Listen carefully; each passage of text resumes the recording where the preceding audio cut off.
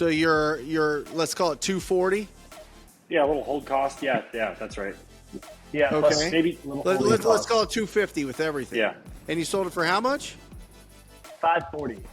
And what did you put in your pocket? I think 280, right? I think it was like 290. I think the actual check was like 293. Or Come on!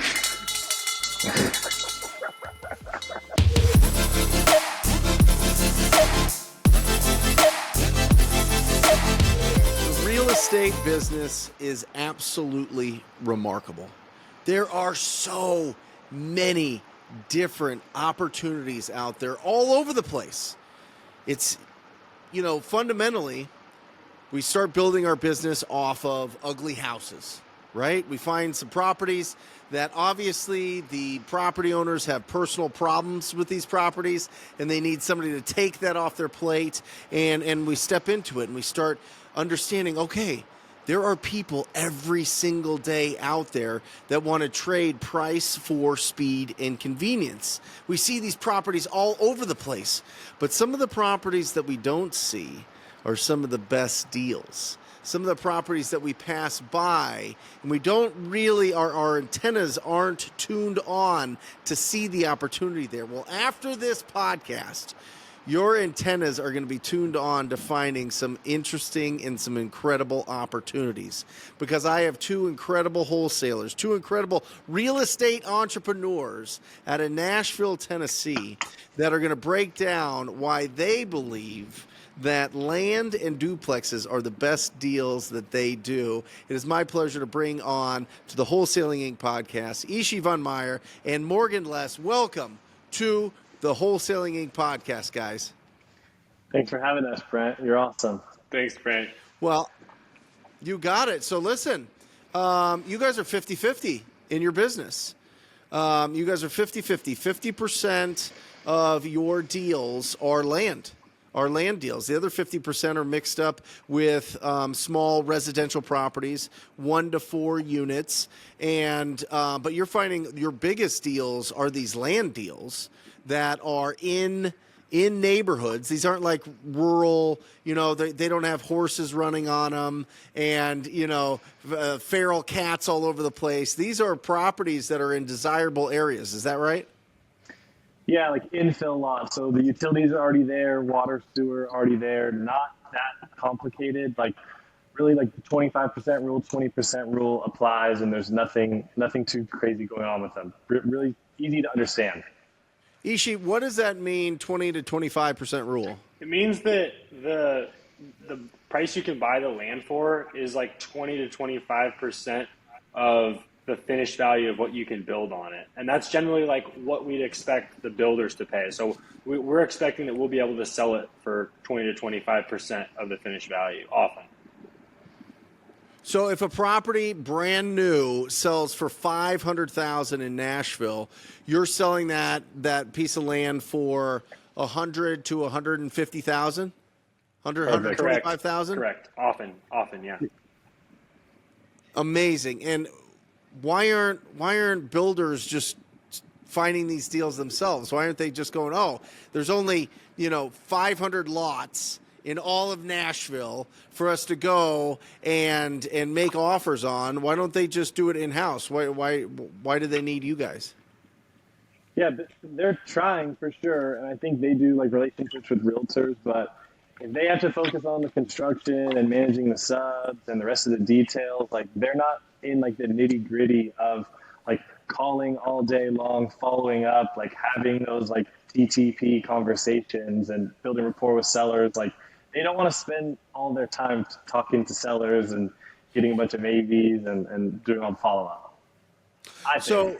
So how do you guys find these lots? I mean, are you literally like driving in neighborhoods and just looking for vacant lots? Are you using like a satellite map, or are you pulling it just vacant lots in certain subdivisions or neighborhoods or zip codes? Like, how do you find these lots?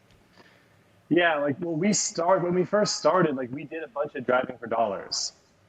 We have done driving for dollars, like we've used Deal Machine, but Davidson County has a tool called Parcel Viewer, where it has basically like all the lots, like organized zoning. It's like a public website, but with a bunch of details. So we can like actually just like scrape the list directly from the county, and we have like every lot in Davidson County. Because now that we've been a little bit more experienced, like we can just pay for all the data and organize, find high equity, like find what we think are good opportunities to call. Just to add to that, at this point, we've actually built a relationship with the county. So like, I know the guy at the GIS office. Like, I actually just sent him a birthday gift. Like, I'll just call him and he'll just send us a database file of everything that's in there, so we can get it updated like more quickly. How do you build a relationship with somebody that works at the county? We just called him and asked him for the data a couple of times, and like, the same way you build a rapport with a seller, like just be a cool, like normal person, and then, Yeah, but aren't they like, you know what? I don't, I get a bunch of these calls. I can't just do this work for you. Or are they No, it's actually just open? No, it's actually like part of their job. Like when we called them the first time, they were already open to it before we had a relationship. Like, but now it's like he'll go above and beyond. Like I'm like, oh, I need the zoning in there too. Like he'll kind of help us out with that, So you're just going direct to the county. You're asking them for send me vacant lots in the county, and we'll go and we'll reach out to them. No, we get every parcel in the county, and then we'll, on our side, we'll sift through stuff. What do you mean by parcel? Every piece of property in the county that's on the tax records. So even if it has houses on it, it has commercial properties, it has skyscrapers, Everything. It has warehouses. Yeah, we can take that like kind of master list and then take out all the skyscrapers, all the new houses, like take out all the stuff we don't want to call and sift it down. But pretty much almost all our deals, I think every one of our deals is high equity, hasn't been traded in the last like at least 3 to 4 years. High equity is like a common, I think all our deals hit that criteria. And that's with your duplexes and houses and all that, because most of the time land is owned free and clear. Not a lot of banks are going to lend on land unless there's an active development. So typically people aren't, people don't have leverage on land or loans on land. So you're saying with the other properties, like all the other properties that you're looking for, you're how many of these houses have what percentage of equity? So when we say, just to clarify, when we say high equity, like we're not really looking at the equity itself. We don't always know that, but years of ownership is a good proxy, because if someone's owned something for the past 3 years, like they have equity in that thing, man. Yep. Especially if they've owned it 10 years. Yeah, if we're doing this podcast in 2023, like if you bought your house in 2020 or sooner, like you've made, especially in Davidson County, like you've made 6 figures on your house already. So you can give like I don't even want to call it a low ball, but you can give like a good offer, a fair offer, and they're still going to make a ton of money on the deal. Yep. Love it. So you're not filtering for necessarily the distress or the motivation. You're just looking for length of ownership, and you're going to reach out to anybody. Ishi, you want to answer that? We do both. So like we'll use the foreclosure, we'll use the probates daily. We're not really hitting foreclosures right now, which is something that I think we want to do soon, but it's kind of it's just a different sales process. But yeah, we'll hit the code violations have been huge for us. When we first got here, like driving for dollars and codes, we smashed it. Yeah. Like there is a business, Brent, and I really want to hit this point home. Like there's a business of take your code violation list of your city, which is high weeds, car parked on the lawn, loud music, like a dilapidated structure. Like you take the list of code violations and you just call that list. Like that's a business in and of itself. Just someone calling codes or someone driving for dollars. Like that's a whole business soup to nuts right there. Just those 2 lists. Yeah, I love it. We've done 2 deals this year, well over 60,000 total from the code violation. We get it straight from the city. We have to get it from each individual city, and we go to the neighborhood services department to find that. Do you know what department you'd have to go to find that in your county or your city? It's so easy in Nashville. There's literally just a website, and you can download an Excel spreadsheet. Now, that also means it's a lower barrier to entry, so those people are getting hit that much harder. but it's just extremely low hanging fruit. Like you just download the Excel and it's updated And how daily. did you? Yeah, that's awesome. Yeah, and How did you find that? Did somebody tell you about it? Did you just do a Google search? How'd you find it? well, I think we heard about that from you. I think you were the one that said call. I think we heard that from you. I think we heard that from Brent Daniels himself. And then What's I the grain struggled advice to you get find, from and then Brent? I was trying to figure out how to pull the list on the website. And then like, this is like, we're talking like week 2 when we moved here. We drove here from California. Like we can go back to our story of moving here, but Morgan figured out how to pull the list. Like I was struggling with it. I was getting frustrated, and like Morgan figured out. He's like, dude, I figured out how to pull the codes list, and it was like, boom. So you guys aren't from Nashville. No. No, we moved from California. We drove here. What's all right? So give us the backstory. Why move to Nashville? Why get into real estate? Yeah, so we started a business. Like we graduated college, and I went to community college first. And what I really wanted to do was coaching. I wanted to help community college students try to get like internships and jobs or transfer to a good school. Ishi and I worked on that together. It was like a classic, like work on it for 10 months, make like $6,000. And we did that for so long. At some point, we were just like, oh my God, like this has got to stop. So then we got regular jobs, and the regular jobs were like, I guess it's cool, but not really for me. You know what I mean? And so I was like, okay, like that business didn't work. Like, what else can I do here? And I was on YouTube and just saw like a house hack, like how to house hack and live for free video. And most people have like the rich dad, poor dad story. That's how they got in real estate. But I watched this house hacking YouTube video, and my brain, like, it did something in my brain. I was like, real estate forever. One YouTube video. I love it. Ishi? Yeah, I mean, I was always like starting businesses and failing and sucking and whatever. You know, like since I was a kid, I was trying to start different businesses. Like, you know, whether it was like fixing computers or just like doing weird stuff like making skateboard decks. But yeah, I mean, I just love starting businesses. I tried like Amazon FBA, e-commerce. Like I started a software company in college that got bought, but not for like the amount we wanted. And yeah, like Morgan was really into real estate. I was skeptical about it, and like he sold me on it. And, you know, we just did it. So why not just live in California and do business in Tennessee? Yeah, so I was living in San Diego, and I was working for like a big flipper there because I basically was like, you know, I maybe wasn't quite ready to start out on my own, but I could work for these guys, learn everything, be like an acquisition sales guy, which I was already like good at sales. So I was just going to try to slot myself into their system and learn everything. Did a pretty good job of that. I did maybe like 20 on-market deals as just an acquisition guy. And that was a great experience. Like that was the first time being around like really successful real estate guys, like killers. So I got to like be in the same room as them, like ask them a million questions. And so then after like, you know, maybe I make $100,000, I see them make $1 million. I was like, okay, I'm ready to go. And these were well-established home flippers in San Diego?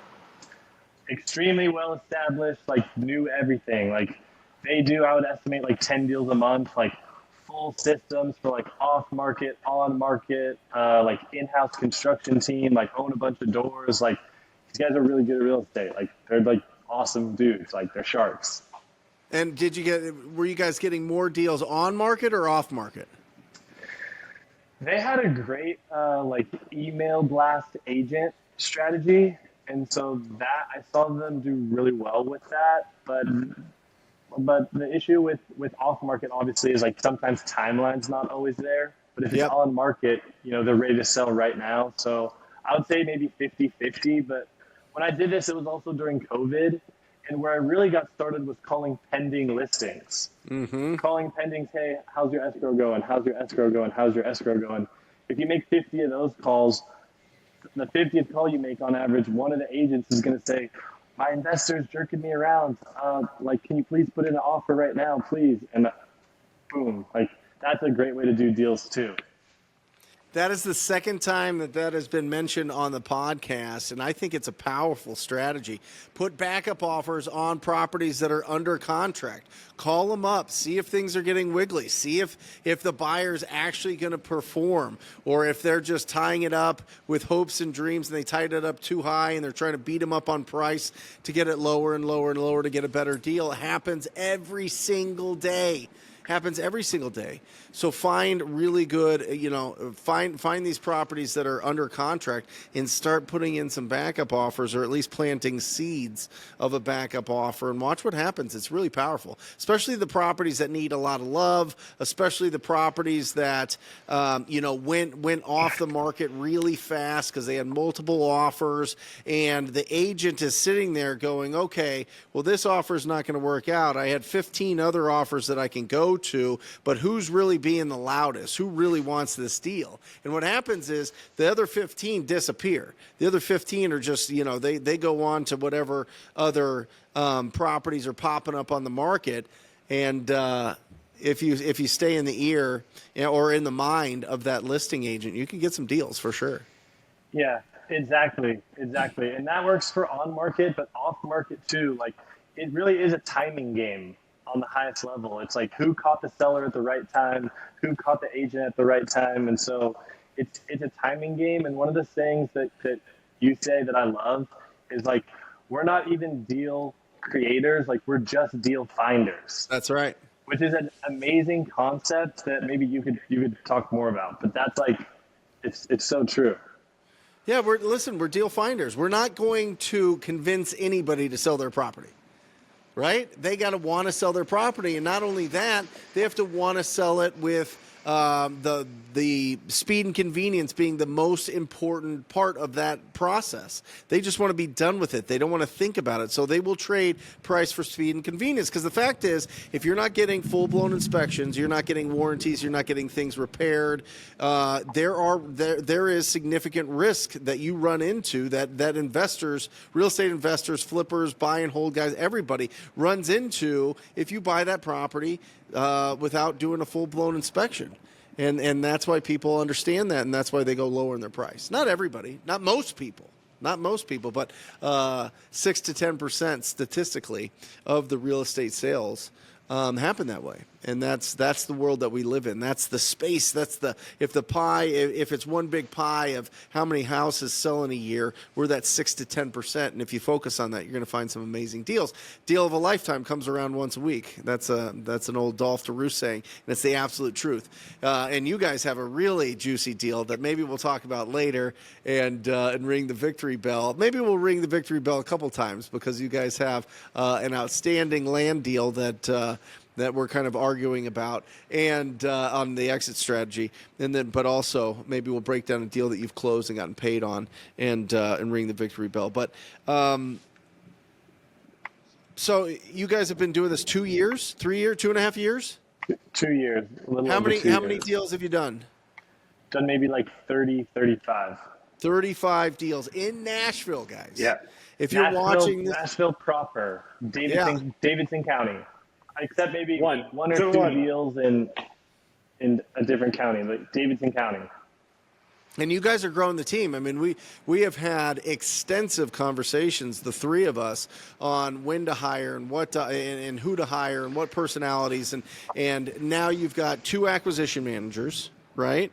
You've got 1 texter. And are you guys still making calls yourselves?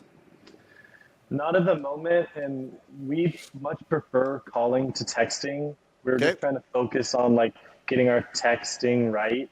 But we're not currently calling, but I'd say we've done like 60% of our deals from the 2 of us calling. Each, would you agree? Or maybe 70% of our deals from us on the phones, first contact calling.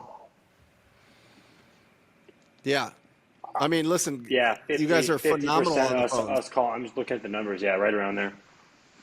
Yeah, you guys are phenomenal on the phones. I've heard you on the phones. I've encouraged you to stay on the phones as long as possible to build up your war chest of profits that you guys can start investing and really live the lifestyle that you guys want. And the guys, they're absolutely phenomenal. If you want to hear some guys that are just studs on the phone, really, really, really proficient.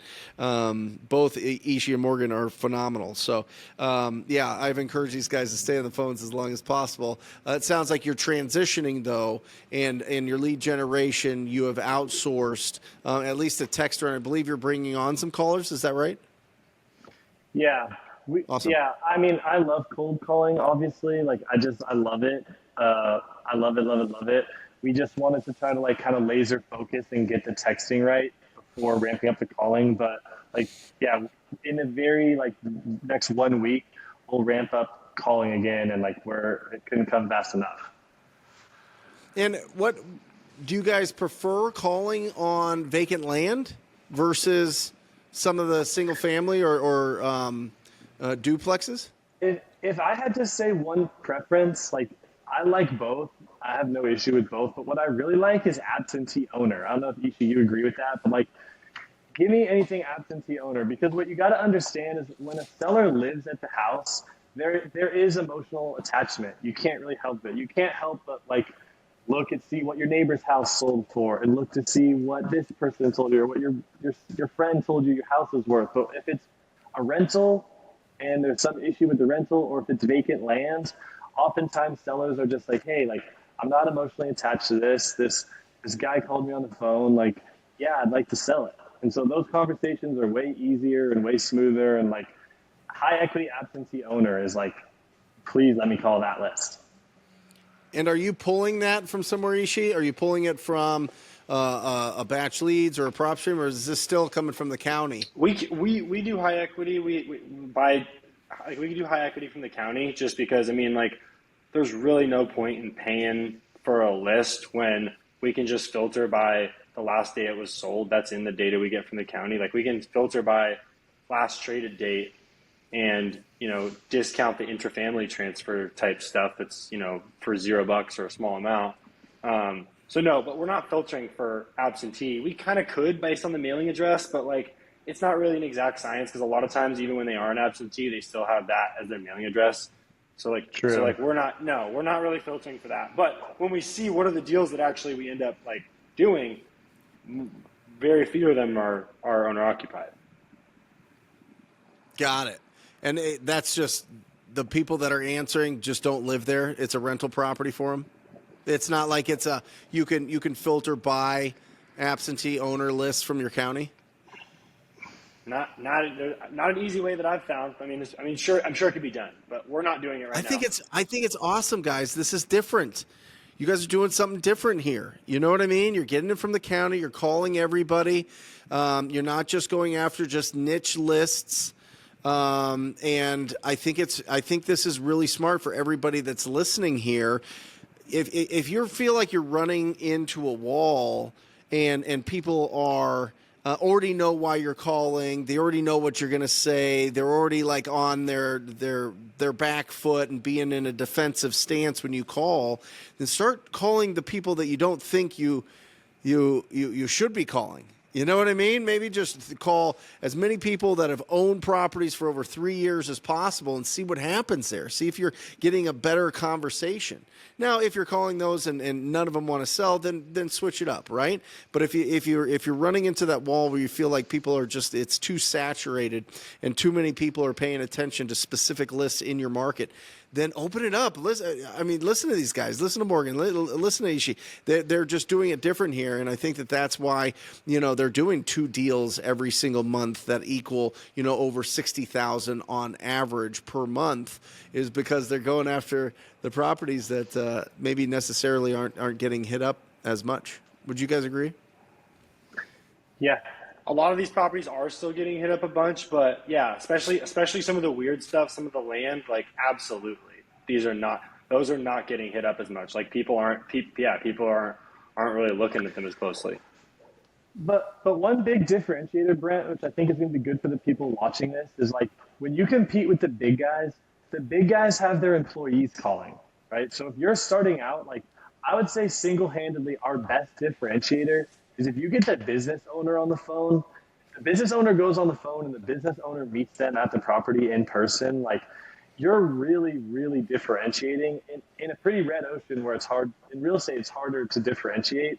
if you can be the business owner and get on the phones, like you're pretty much for sure going to be better than the employees. And it's a really good way to differentiate because like the sellers get a better experience. Like Yep. they're more comfortable. You're more confident. It's a smoother transaction for them. And so our best differentiator, I would say, is the business owners on the phone. You're able to just like get deals that other people miss with those like little details, little words they say. And so that's been our best differentiator, I would say. I love it. Well, I've been saying it since 2017. You need to talk to 1,000 property owners yourself before you hire anybody. One, you're going to get to deals faster. Two, you're going to build a healthy pipeline, so it's going to feed all the other people that are coming into your business. Three, the skills that you build are going to be with you forever. I can't tell you how many people on this planet are walking around and have never talked to 1,000 strangers.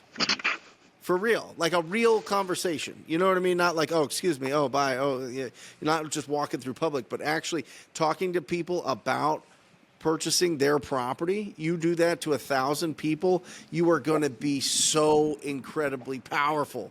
And not only that, you're going to be able to build a powerful business, which is the point of all this, because you've done the work. You can recognize what the talent on your team is able to do, with their capacity to communicate with property owners, how high that is. And so you got to talk to 1,000 people yourself. Make it the 1,000-person challenge, especially if you don't have a big budget. Especially if you're not starting out with a big budget, but you have the time and you got the motor to be able to do it. And I think that 99.99% of the people listening to this podcast and watching this YouTube channel have that motor. So just take the action, massive and perfect action. Morgan, like on that note, like can you talk about like what we did when we first showed up? Like, because I feel like it's just exactly what Brent's talking about. Oh yeah. So Brent, like I watched. Like we pay you for coaching now, but like I've watched a bunch of Brent Daniels videos. Like I've been the person watching this podcast before, like 100%. Like I've watched a billion Brent Daniels podcasts exactly like this. And basically it's kind of the concept of like, when you don't have a job, your job is getting a job. Make sense? Yep. So it applies to real estate too. It's like, if you don't have a deal right now, like your job is to find a deal. The only thing you need to do to find a deal, it's like, there's no changing the website. There's no going on Instagram. There's no, like, you don't even need to watch any Brent Daniels podcasts. You're going to take a pause on that. And all you have to do is sit on the dialer and make cold calls. Like that, like, that's it.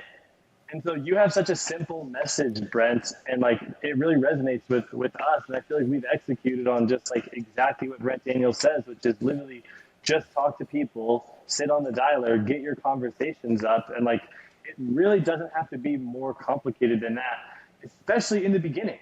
Like in the beginning is the time when like, that's all you need to do. 100%. Listen, this business comes down to conversations and making offers. That's the whole engine. Conversations and offers. Conversations and offers. Either you have the budget for people to call you, or you have the time to call them. That's it. You know what I mean? And so it's just really important as you're starting out to not overthink it. It's not easy. It's simple. It's just not easy, because there's a lot of things that run through your head. There's a lot of things, subconsciously that'll bubble to the surface that you maybe knew was there, but maybe you didn't know was there. And so it's just you got to put in the work and watch your confidence swell. Watch your ability to be certain and to be likable and to communicate more effectively and find some amazing deals. And when you cross that bridge from faith to fact that you can do this business and earn income from just a conversation on the phone, woo, that's a great day. That's like, that lights the fuse, baby. That's awesome. Well, let's break down a deal. You guys ready? Yeah. It's that time to break down a deal. I want to know every little juicy detail about it. So which deal are we going to break down? You thinking Torbit probably? It's got to be. I'd say Torbit, because we exited, because it's totally exited. It's totally done. Yeah. Like it's, So this was, I think, our third deal. We had done a 30K wholesale and a 35K wholesale. So we have 65 grand in the bank. I call this seller and he says, I don't want to sell, but if I did sell, I'd sell for 170,000, which is an interesting thing to say. Like, that's a weird thing to say. So I call him back, follow up, don't get hold of him. I keep following up with him, maybe like 10 follow-ups. Eventually, he says, okay, like, I'll meet you at the property. It was a super easy appointment. Wait. He just signed it. Wait, what Go about ahead. you don't want to buy this thing? What about that phone call? Oh, yeah. What about that? Okay, I'll say the longer version. So then I call him, I'm saying, okay, I know you don't want to sell for 170, but like, I'm interested. Like, what's going on? And he's like, no, you don't want to buy this thing for 170. He hangs up the phone on me. I call him back, like, hey, like, can we do the deal? Or, like, what's going on? And he's like, I'm like, hey, like, can we do the deal? And he's like, well, hey, Morgan, like, you're not asking me enough questions about it. Like, why aren't you asking me more questions about the property? And I just say, hey, honestly, like, at this price, I don't have any more questions. Like, I'm just ready to meet you at the property and shake your hands and do a deal together. So, and then he's like, okay, like, I'll meet you there Saturday at 2. On the Saturday at 2 appointment, it was just like the deal was already done. We just had to go there and like sign a 2-page contract on the back of this guy's truck. So we get it under contract for 170, and basically what I said was like, if I pay your price of 170, can I have 60 days to close it? He says yes. So we finance it with 20% down. I think it was 36,000 we ended up putting down after everything. We spent 65,000 to renovate the property. Correct. With a contractor where like he did everything. Like you also don't have, I mean, this could be bad advice, but you don't even have to know that much about like fixing properties. Like we found a contractor that was a little more expensive, maybe a decent amount more expensive, but he did everything. Yep. And so 65,000 to renovate it. We ended up selling it for $540,000. Oh my gosh. Hold on a second. So real quick, before we get to the total profits here, Yeah. the what list did you call on? D for D, baby. Driving for dollars. Driving for dollars. So you just went out, driving for dollars, found this property, added to your list, called him up, and he said, I don't want to sell this property unless I can get 170. He said, I don't want to sell the property, but if I did sell the property, I'd sell it for 170,000. Which to me was like kind of breaks my brain a little bit, but yeah. But I was like, okay. And also just to note, like this is 6 weeks after we arrived in Nashville. Like we arrived in Nashville, we're watching Brent Daniels and other stuff on YouTube. We're like, all right, how do we pull the list? Like we pull codes. Like, all right, we're driving for dollars. We're getting Deal Machine. And then Morgan and I are both like, all right, we both need to make $500 in Mojo per day. So like I'm in my room, Morgan's in his room, both trying to make $500 a day. And then like some days one of us will be driving, the other one's calling, vice versa. And then like we're sick. Like we got this thing under contract 6 weeks in. So Morgan's been calling this guy like, you know, Morgan's been probably following up with this guy for a couple weeks before that. Like our first touch of this guy, like when was that, Morgan? Yeah, maybe after like 2 weeks of being here. And then a few weeks later, you're at an appointment signing a contract in the back of his truck. Yeah, and I would also say, like, we didn't understand how title works. Like, we didn't understand, like, attorneys. Like, we didn't understand, like, getting a bank loan. Like, we didn't understand anything. And we had crazy offers of people saying, like, we can keep it and make it an Airbnb or something. Like, we didn't really know much. But all So we you did bought was it for call. 170. You put 65 into it. So you're let's call it 240. Yeah, a little hold cost. Yeah, that's right. Yeah, Okay. plus Maybe Let's call it 250 with everything. Yeah. And you sold it for how much? 540. And what did you put in your pocket? I think 280, right? I think it was like 290. I think the actual check was like 293 or. Come on.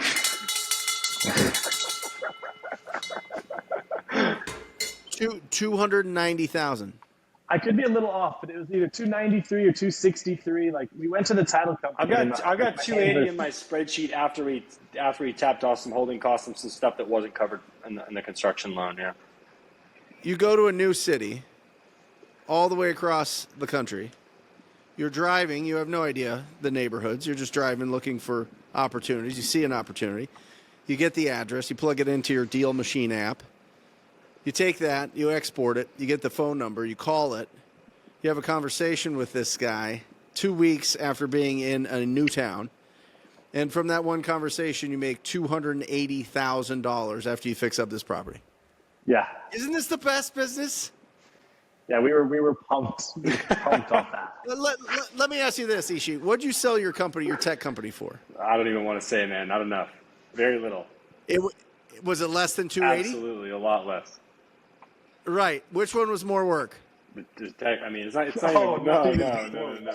After we paid the attorneys and the investors and everything on that thing, like I might have taken home like $1,000 or something, man. It was nothing. Right.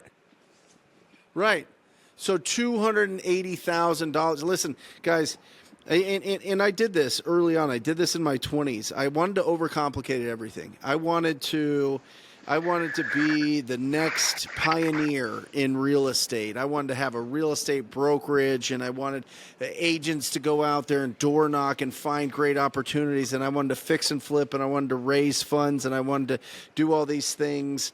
And what I found is the most profitable business is to go out there and find properties that need some love and go talk to the property owner.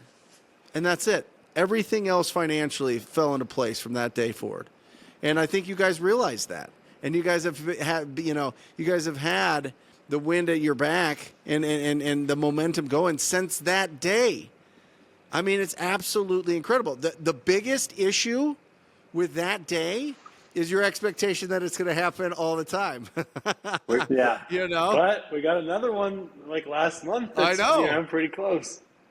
Listen, we go and this is true for the past 4 years. Every quarter, we find a deal that's over six figures. Every quarter, 4 times a year. For years now, we find a deal over six figures because we talk to people, because we have conversations and we make offers every single day. That's all we do.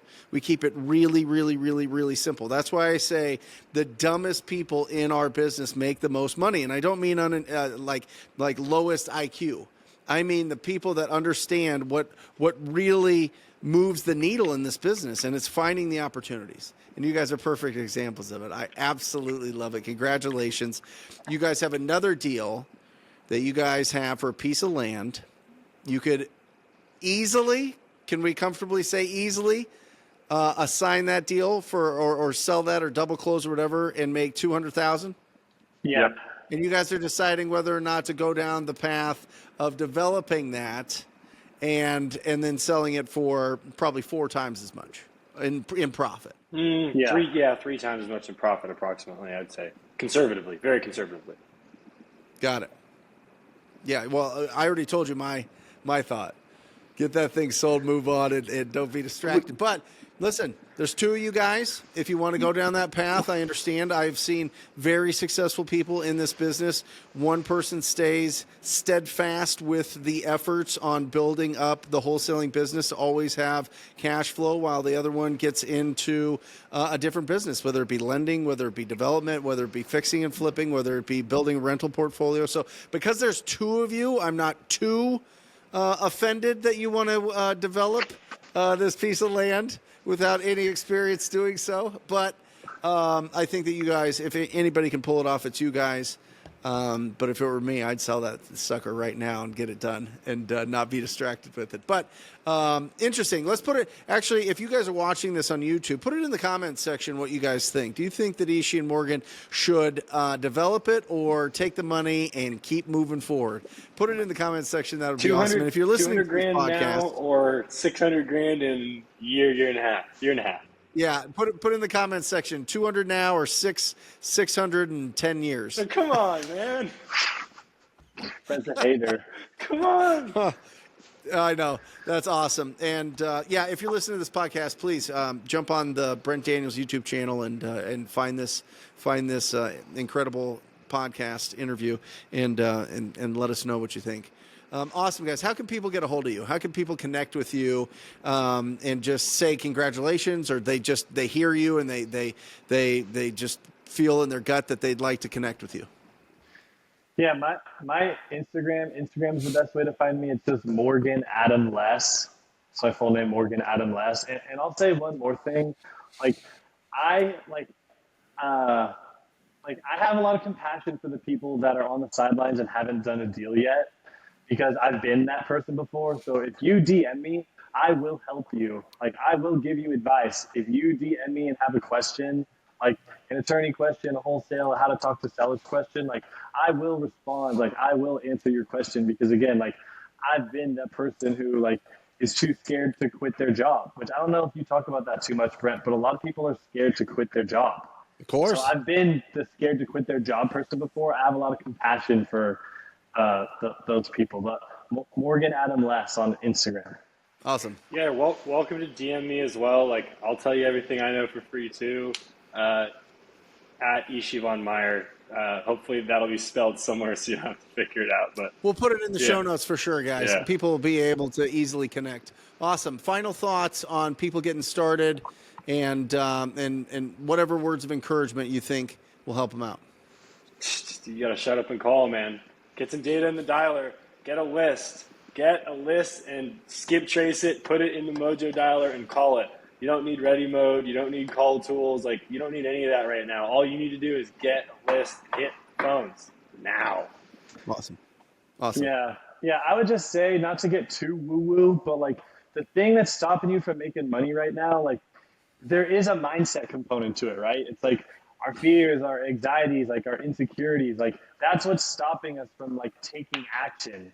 Like taking massive action. So like Ishi and I are partners. Like we're blessed to be able to push each other, and we have a really good relationship. But I would just say, like, if you're starting out, like know that it's all in your head, and like just get on the phone. And if there's some voice in your head telling you like, I'm scared, or like, how do I do this? It's like somehow like you need to scratch and claw to get over that, and like just hammer the phones, like by any means necessary. Like just call. Awesome. Love it, guys. Thank you for being on here, guys. Definitely reach out. Their Instagram is in the show notes. And that's it for the show. A couple resources that they mentioned. Deal Machine, a Driving for Dollars app. It is a must-have when you're getting started and starting to build up your momentum. Dealmachine.com. Use the coupon code TTP, like Talk to People. It's the biggest discount that they have. And Probates Daily. They're a good friend of the Rhino Tribe as well. Check out Probates Daily. They also have foreclosures, probates, the whole deal, and use the same coupon code TTP. And if you're interested in joining the most proactive community in real estate investing, it is the Rhino Tribe. Go to wholesalinginc.com. Check out what it is all about.